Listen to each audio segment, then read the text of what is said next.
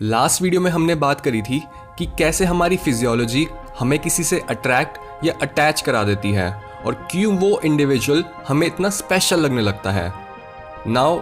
एक important question ये है कि इस अंडरस्टैंडिंग के साथ हम जिस पर्सन को लाइक करते हैं उन्हें अपने क्लोज कैसे लाएं। सी लव के 3 स्टेजेस होते हैं, physical attraction, romantic love and attachment, और तीनों स्टेजेस अलग अलग न्यूरोट्रांसमीटर्स और हार्मोन से रिलेटेड हैं। सो बेसिकली अपने क्रश में फीलिंग्स इंड्यूस करवाने के लिए हमें मेनली फर्स्ट और सेकंड स्टेज पर फोकस करना है। नाउ अगर हम ऑब्जर्व करें कि फर्स्ट स्टेज यानी फिजिकल अट्रैक्शन के टाइम ब्रेन में एग्जैक्टली क्या होता है, तब हमें पता चलेगा कि इस दौरान ब्रेन के न्यूक्लियस एक्कम्बेंस में डोपामीन रिलीज होना शुरू हो जाता है, और ये ब्रेन का वो पार्ट है जो रिवॉर्ड सर्किटरी से जुड़ा है, और इसमें प्रोड्यूस होता है डोपामीन जो हमें अटेंटिव बना देता है और ये हमें एक एक्शन लेने के लिए बोलता है जिससे हमारी ये नीड्स पूरी हो जाएं। इसके साथ ही हमारे ब्रेन में एक और न्यूरोट्रांसमीटर रिलीज होता है जिसे बोलते हैं नॉरएपिनेफ्रिन। ये केमिकल हमें एक्साइट कर देता है जिससे हमारी हार्ट बीट बढ़ जाती है, हमारी सेंसेस तेज हो जाती हैं और हमें स्वेटिंग होने लगती है। ऑल्दो अगर हम ज़्यादातर रिलेशनशिप्स को ऑब्जर्व करें तो हमें पता चलेगा कि ज़्यादातर रिलेशनशिप्स फिजिकल अट्रैक्शन के स्टेज पर ही ख़त्म हो जाते हैं, पर हमें सेकंड स्टेज की भी बात करनी चाहिए क्योंकि इसी स्टेज में हम किसी को जेन्युइनली ट्रस्ट कर पाते हैं और इस टाइम तक रिलेशनशिप का इनिशियल टेम्परेरी क्रेज भी उतर जाता है, जिससे हमें पता चल जाता है कि कौन हमारे टाइम और एनर्जी के वर्दी है और कौन नहीं। सो सेकंड स्टेज में कौन से केमिकल्स इन्वॉल्व होते हैं ये पता लगाने के लिए साइंटिस्ट ने उन लोगों के ब्रेन के MRI स्कैन्स किए जो प्यार में थे, और रिजल्ट में उन्होंने देखा कि जब भी इन लोगों के पार्टनर्स इनके सामने आते हैं तब इनके ब्रेन में डोपामीन तो रिलीज होता है पर उसके साथ साथ एंडोर्फिन्स भी रिलीज होते हैं,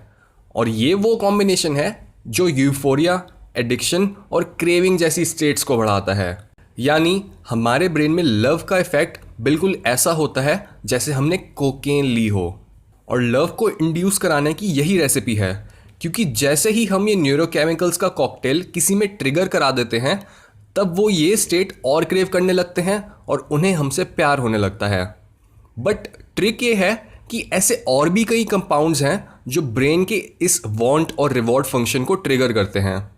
इसका काफ़ी अच्छा एग्जाम्पल है चॉकलेट, क्योंकि चॉकलेट में एक कंपाउंड होता है जिसे बोलते हैं फिनेलेथलामीन, जिसे लव केमिकल भी बोला जाता है, और ये कंपाउंड हमारे ब्रेन में ओपियम के जैसे एंडोर्फिन्स को ट्रिगर करता है। नाउ इमेजिन अ सिचुएशन जहां हम अपने क्रश के साथ चॉकलेट शेयर कर रहे हैं या फिर कोई चॉकलेट फ्लेवर्ड केक खा रहे हैं। ऐसे टाइम पर हम उनके ब्रेन में एक यूफोरिक स्टेट क्रिएट कर सकते हैं जिससे उनके हमारे टुवर्ड्स अट्रैक्ट होने के चांसेस बढ़ जाते हैं।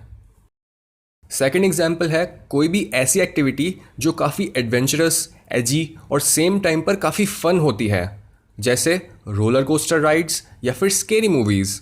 सो हम बात कर रहे हैं उन एक्टिविटीज़ की जिनसे हमारी हार्ट रेट बढ़ती है, हमारी पाम स्वेटी और बेसल गैंग्लिया में डोपामीन रिलीज होने की वजह से हमारे स्टमक में बटरफ्लाइज फील होने लगती हैं। इस सिचुएशन का काफ़ी अच्छा एग्जाम्पल होगा अपने क्रश के साथ एक स्केरी मूवी देखना कोई चॉकलेट बेस्ड फूड खाते हुए,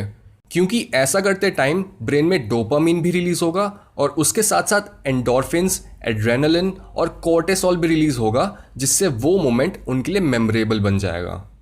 लास्टली एक और चीज़ जो हमें पता होनी चाहिए वो ये है कि ऐसी सिचुएशंस में जब डोपामीन इंक्रीज होता है तब सेम टाइम पर सेरोटोनिन कम हो जाता है, और कई स्टडीज से हमें ये पता चला कि जिन लोगों को ऑब्सेसिव कंपल्सिव डिसऑर्डर होता है उनके ब्रेन में भी सेरोटोनिन कम रहता है। This is why romantic love हमारे अंदर एक ऑब्सेशन क्रिएट कर देता है जो हमें सिर्फ एक इंडिविजुअल पर फोकस करने को बोलता है, और इसका सबसे बड़ा बेनिफिट ये होता है कि अपने पार्टनर को इस पॉइंट तक लाने पर वो हमारे नेगेटिव एस्पेक्ट्स को इग्नोर करके सिर्फ हमारी पॉजिटिव चीज़ों पर फोकस करते हैं।